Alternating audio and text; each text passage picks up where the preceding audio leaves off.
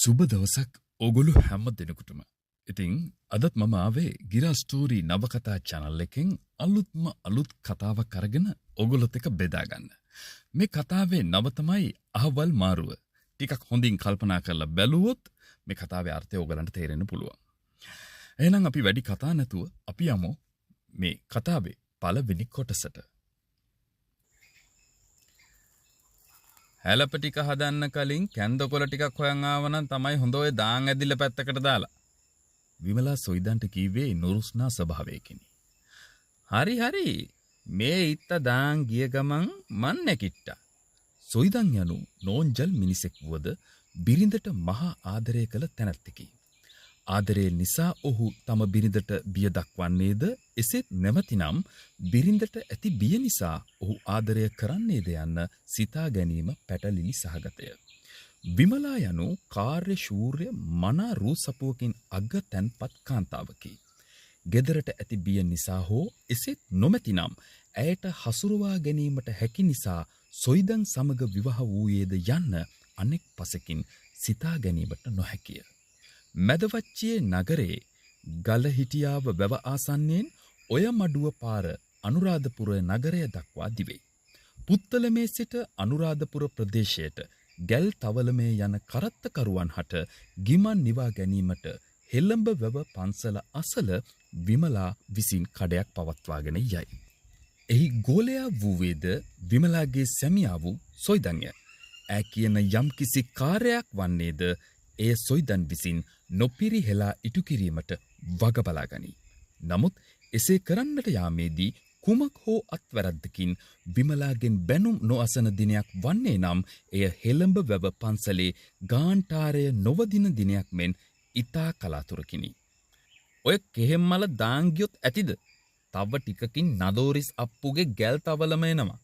ඒ මිනිස්සු එනකොට මම තේ වතුරට තම්බලා තියන්නේ ඔහෙගේ අහවල් එකද? එවිට විමලා ඇසුවේ ඉතා හොඳකින් නොවේ. දාන් ඇදිල්ල එතනින්ම අවසාන විය. සිරිසෝමේ යමංකොබන් කැන්දකොළ ටිකක් කඩන්න. දැම්ම ගිය නැත්තං ආතුරයා පරල වෙන්නේ ගමේ දේවාලේ වගේ නෙවෙයි මෙතන හොඳේ. තේ කාට එකක් බීලා යන්න එහෙනම්. සිරිසෝමේ දාන් ඉත්තන් බෙලෙක්කයකට දමන ගසම් ඇසුවේය. විමලෝ මටයි මේ සිරිසෝමෙටයි තේ කහට ටිකක් දීන්කෝ. සොයිදන් එසේ ඇසුවේ උස්හඩින් වුවද එහි ඇත්තේ බයාදුස්සරයකි. මට ඕව කරන්න වෙලාවක් නෑ. ඕන එකෙක් එක්ක වක් කරගන්න එක යැත්තේ. සොයිදන් තේ කහට දෙකක් නිශ්ශබ්දවම වක් කරගෙන සිරිසෝම අතරදී එකක් තමා පානය කරන්නට විය. මිනිහෝ ඔය බොන මගුලක් ඉක්මනට බීලා කැන්දකොළ ටික කඩන් එනවකෝ. බිබී උන් තේ කහට ටික ඉස්මොල්ලේ යන්නට ගත්තෙන් ඉතුරු හරිය කඩපිලෙහි මිදුලට විසිකොට සොයිදන් සහ සිරිසෝම කැන්දකොළ කැඩීමට පිටත් විය. ඔහු විසිකල කහට පහරින් බිය වූ බූලාද අහකට පැනගත්තේය. බූලා යනු නමට බූලා වුවද ඇගේ එකකදු මයිල් ගහක්වත් නොමැති බලු තඩියකි. ඌට රෝගයකි. එයට ගැමියන් කරන්නේ කළු තෙල් හා පොල් තෙල් ඇඟේ තැවරීමය. බූලාගේ ඇඟේ මීට දින 4කට පමණ පෙර ආලේප කළ කළු තෙල්ද එහෙන් මෙහෙන් විසිරී ඇත. සිරිසෝම යනු සොයිදන්ගේ ගජ මිතුරාය. විමලා කියන දෙයක් සොයිදන් ඉටු කරන්නාසේම සොයිදන් කියනා සෑම දේම සිරිසෝම විසින් ඉටු කරන්නේය. නමුත් විමලාට මොවුන් දෙදෙනාම නුරුස්සන්නේ කියනා කිසි දෙයක් හරියාකාරව ඉටු කර ගැනීමට නොහැකි මෝඩයන් දෙදෙනෙකු නිසාය. මේ කැන්දකොළ කඩන එකට වඩා අමාරු එක ගානට කොළ හොයන එක නෙබං. සිරිසෝම කැන්දකොළ කඩා බිමට දමන ගමන් පැවසුවේ. හපෝ මේ ඇබිටුල්ලං කොළනං කඩන්න එපා. ඕව ගෙනියන එකත් පාඩුයි. ගෙනහිල්ලා ඊට හපන් විමලගෙන් බැනුම් අහන කිවසන්න බෑ බං. සොයිදන් බිම වැටුණු කැන්දකොළ ඇහිඳින ගමන් පැවසුවේ. උඹලයි ගෑනිට මාසෙ මාරු වෙනවද බං හැමදාම අපේ ඇඟට කඩන් පයින්නේ? ඈ බං මාසෙ මාරු වෙනකොට එහෙම ගෑනු ඇඟට කඩන් පයින්නවද? ඔබ කොහොමද ඌව දන්නේ? ආයි බං අර ජනතන් අප්පු ඕන තරම් ඔය කියවන්නේ. උන්ද මොනවද කියවන්නේ? ගෑනුන්ට මාසෙ මාරු වෙනකොට කුලප්පුව ගහනවලු. ඊට පස්සේ ගෙදර උන්දව පේන්න බෑලු. සිරිසෝම කැන්ද ගහෙන් බසින ගමන් පැවසුවේ. ඒකද උන්දගේ පවුල උන්දව දාලා ගැල්කාරයෙක් එක්ක පුත්තලමට පැනලා ගියේ. ඒ ගෑණි එහෙම ගිය එක හොඳයි. නැත්තම් ජනතන් අප්පුගේ රැවුල් ගහක්වත් ආයි හොයන්න හම්බ වෙන්නේ නැහැ. එසේ කියා කටගන්නවත් සමගම සිරිසෝම දිරච්ච අත්තකට පය තබා ගහ දිගේ බිමට රූරා වැටිනි.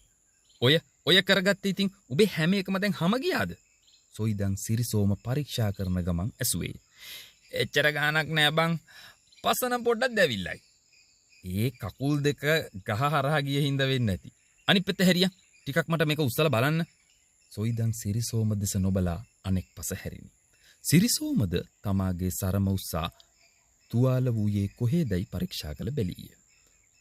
හරිද? බලලා ඉවරද? සොයිදන් දැස් පියාගෙන සිරිසෝමගෙන් ඇසුවේ. ඔව්. ඒ තරම් ලොකු දෙයක් වෙලා නැහැ. උනත් ඉතින් ඕකෙන් ඇති වැඩකුත් නැහැනේ බං. කටවහන් යමන් යන්න. සිරිසෝම වටපිට බලන ගමන් සොයිදන්ට කිව්වේය. මේ අතර විමලා විටක කණ්ණාඩියෙන් මුහුණ බලමින්ද තවත් විටක ගැල්පේලිය එන පාර දෙස බලමින්ද සොයිදන් කැන්ද කොළ කපා එන්නේ දැයි විපරම් කරමින් සිටියාය. ඔය කකුල් දෙක ඉක්මනට උස්සලා එනවා කොමිනිහෝ. දැනටමත් පරක්කු වෙලා තියන්නේ. කැන්ද කොළ කපා සොයිදන් ඈත එන දුටු විමලා උස් හඬින් පැවසුවාය. හතිලමින් ආ සොයිදන් කැන්ද කොළ කුස්සියේ මැද හැලුවේය. ඔය කලේ වැඩක්. කොළ ටික ඔහොම හලනවද? මිනිස්සුන්ට කන්න දෙන්න නේද කෑම හදන්නේ? ඔය කරත්තකාරයන්ට ඔච්චර පිරිපහදුකම් ඕනේ නෑ බං. අනේ මේ මිනිහෝ මගේ මුකුත් අහගන්න නැතුව අන්න අර ලිපට දර ටික කිට්ටු කරනවා. මේ තියෙන හදිස්සියට හැලපටික රහට හැදෙයිද මන්දා.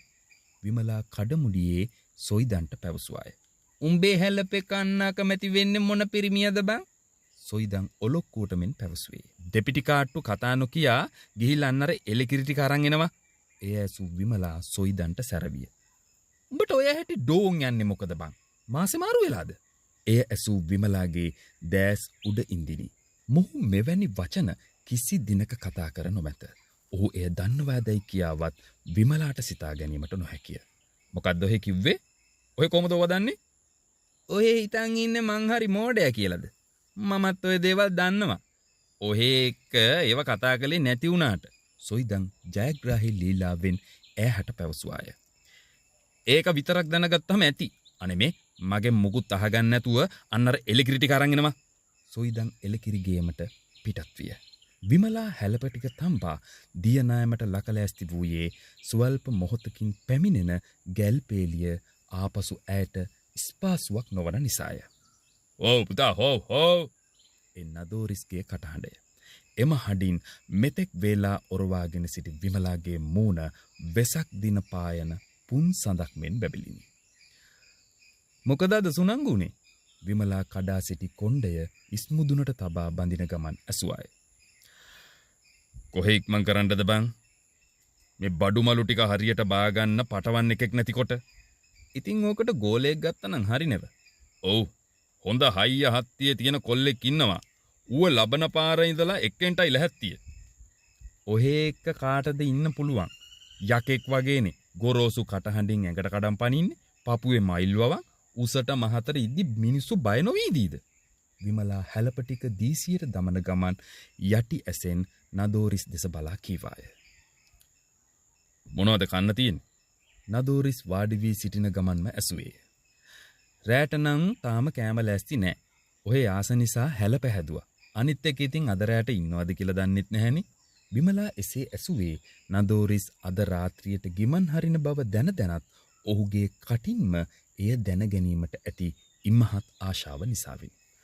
"මේක හරි කෙලියක් නෙව. කවද්ද බලවම තේ කහට බීලා මෙතනින් ගියේ? හැමදාම රෑට ඉඳලානේ ගියේ."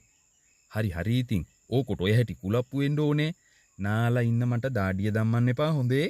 නදෝරිස් විමලා දෙස බලා ඇය ළඟට කිට්ටුවේ. "හම්මේ ඇත්ත නේනම්. උඹ ළඟ හරි පුස්බයිනව. මේ එහෙමනම් රෑබත හැදෙනකන් ඔන්න ඔය හැලපකුයි සුදු කිරියෙකුයි අරන් වරින්කෝ ඇතුළට." කියමින් නදෝරිස් තමාට පුරුදු ගිමන් හරින කාමරය වෙත ගියේ විමලාගේ ඇඟේ ගෑවි නොගෑවිය. "හොඳ වෙලාවට අද ඔයා ආවේ. තව දවස් දෙකක් පහුණා නම් මට මහලෙඩේ හැදෙනවා. විමලා කිව්වේ කට කොනකින් සිනහ වෙමින්.